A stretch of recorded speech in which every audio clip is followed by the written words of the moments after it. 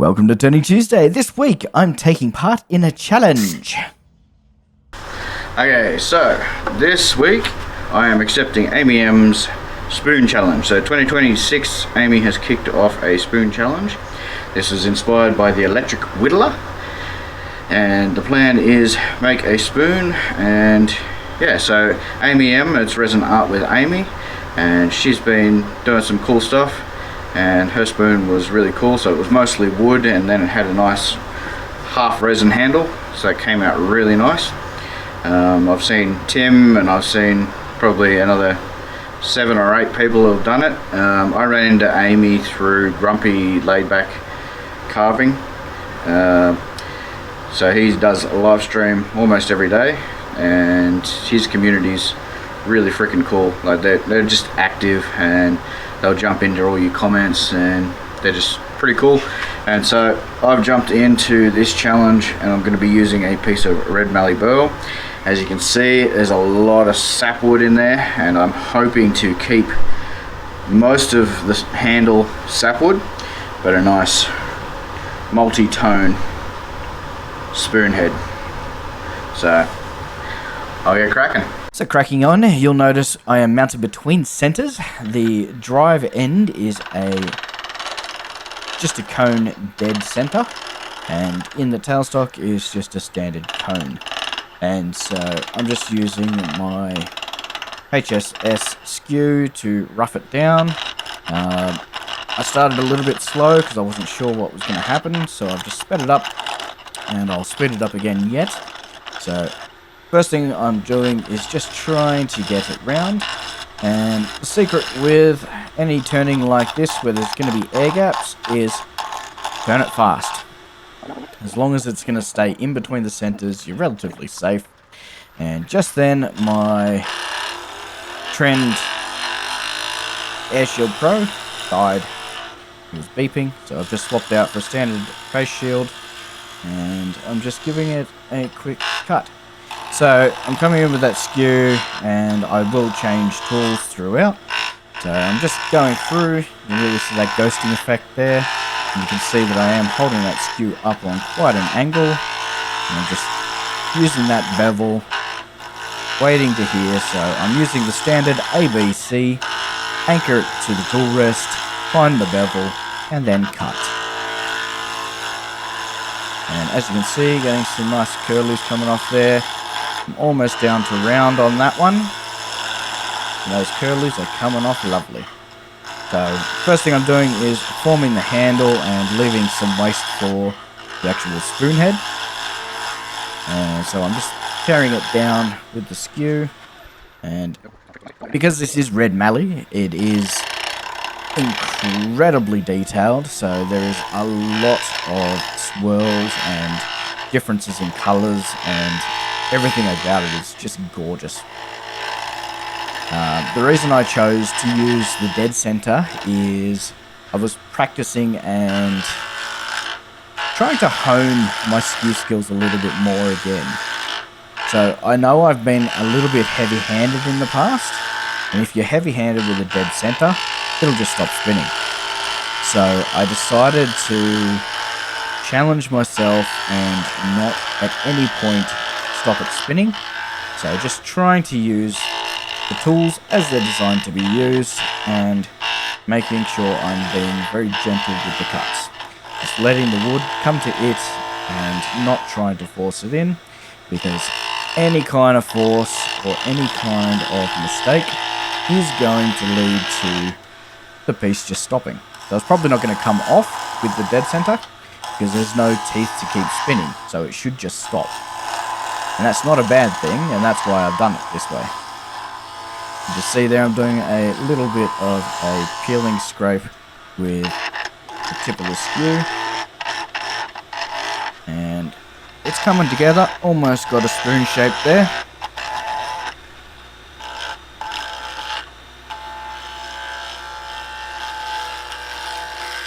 I do stop frequently throughout. I've just cut a lot of it out. Stop, have a look, make sure everything's going well. And right now I'm just flipping over, tool tip down, as you can see through the ghosting there. tooltip down and just coming around that curve to try and make it a proper spoon. So I'm getting happy with that end. I've decided that I'm going to try and leave that void because it'll sand away. I wasn't overly worried about that. So I've decided that the side with the sapwood is going to be the top. At this point in time I've decided that. Anyway, and so as I was turning, everything's going really nicely. And then I realised that this is a very silica rich piece. And I had no choice but to switch tools. So not all Red Mallee is silica rich, but this one certainly was. As you can see there, I'm just swinging my hips and just rotating round. So I'm just getting that bevel engaged, getting the cut happening, and then I'm just swinging my body, just all locked in place, getting nice smooth cuts. And you can hear that scream start. It's going to get worse yet. I don't know if I was putting too much pressure between centers, or if there's some cracks that I can't see in the piece of wood. Just not sure at this stage. Anyway, I've changed over to my P&N. Now you notice the original one I was using had a bit of a radius on it. In fact, it had quite an aggressive radius on it. And this one is more of a straight across. So I've decided to switch over to my spindle gouge. My tool rest was still set for the skew. I didn't lower it. So now that I've lowered it, I'm getting some nice cuts.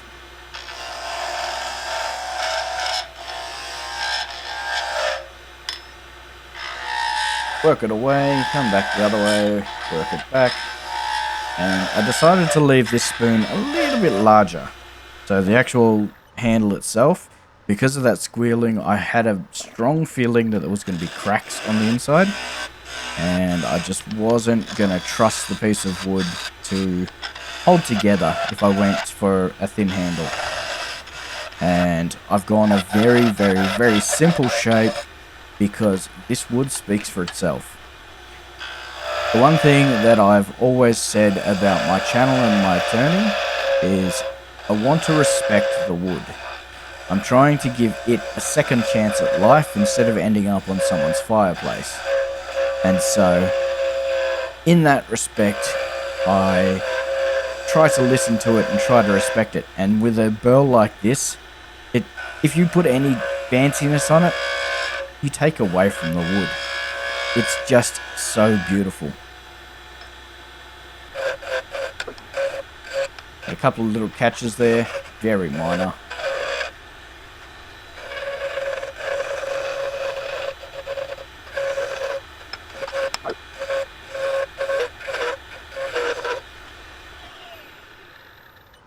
Coming together quite nicely. There is a couple of little chip outs there, but they'll go away. I'm going to sand them out now.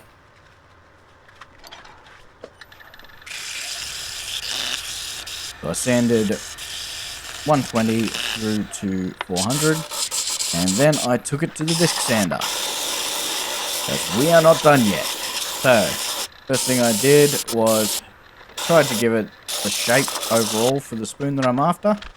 And then I cut down the surface, and then I started working down through the grits. Now I did cut out a lot of this because it's just the same thing over and over and over and over. So I cut out a fair bit of that, and hi Sid.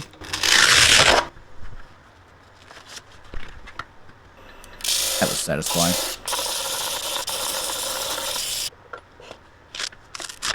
Now, in my intro that I recorded before I started turning, I did notice that I said that I'd seen 7 or 8, and having a look in the Spoon Challenge playlist now, there is a lot more, and oh my god, there are some really cool ones. So I will link the playlist below, and I think if you're watching this and you want to see how other people have made spoons, because almost every spoon has been made with a different process. And so that's really cool to see that there is just so many different ways to achieve the same result. In some cases, much fancier. I've really enjoyed some of them. So I know there's some scroll saw work, I know there's some hand whittling, and I know there's some being turned on a lathe and then dremelled out, just like I've done. And those have also come out really cool. So go check them out, because they are worth checking out. And yeah. So here I'm just using my cuts all kit and just making the bowl of the spoon. I'm not overly worried about burn marks at this point. I'm just trying to get that rough initial shape. There's like a little chip out there on the top. I knew that was fine because I was going to hand sand it down anyway. So I'm going to switch through quite a few of the cuts all burrs and get through them.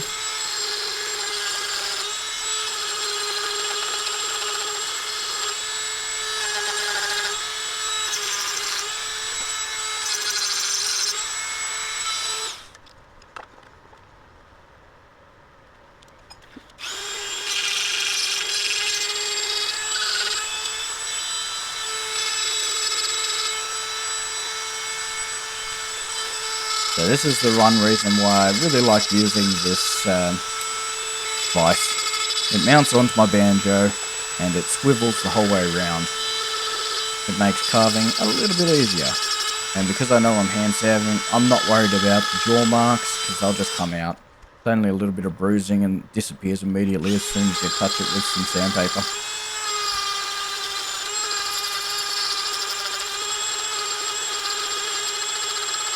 So I'm on the round one and I'm just trying to blend that curve in with the handle. I'm just going left and right and then forwards and backwards and just trying to get that nice and smooth and minimize the amount of sanding I have to do, because this is extremely hard wood and I didn't want to spend hours and hours and hours sanding. The last one I did, I spent about 4 hours sanding. That was not enjoyable. This time, I cracked out a round nose wood carving chisel, and I'm using it almost like a scrape card, just going around with the radius. And so I did this for about 45 minutes, and then I finally got into sanding, and it was only hand sanding for about 20 minutes. So it wasn't too bad, but I sure as hell didn't record it all. So I've switched through a couple of different scrapers, and I'm just trying to figure out the best method and blend it all in nicely, get it nice and smooth, and it's come out an absolute treat.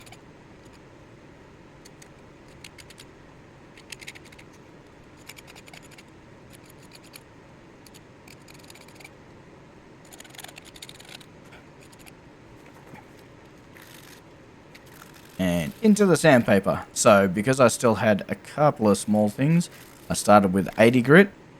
So with my last one, I started with 40. This one I've started with 80 because it wasn't too bad at all. So I'm just going the whole way up the shaft and moving through those grits. So I'm already on 120 and now 180.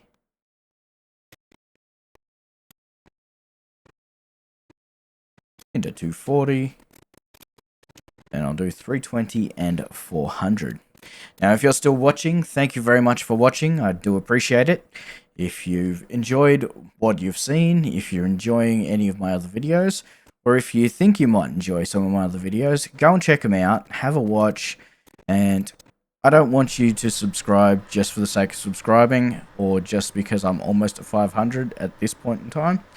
All I want you to do is get some sort of benefit out of my content. And if you're not getting that benefit, then please let me know if there's something you need me to say or include or just whatever. Just let me know, because I can't do that if I'm not told.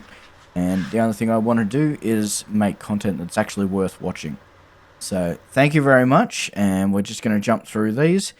Now, to the naked eye, you can't actually see the sandpaper scratch marks. I'm just using a macro lens, and it is showing up a little bit more than I thought it would. You can see those natural cracks in the Mallee Burl, and that's to be expected because it is a Mallee Burl. And so just having a quick look here. The spoon is relatively even. There's a nice little crack with the Birdseye around it. And some more Birdseye in the end of the handle. There's also some Birdseye in the actual spoon itself. There's a close-up of that Birdseye. As you can see, one of those little knots jumped out. And here's the 3 mallee spoons I've made to date. So thank you very much. The middle one is today's.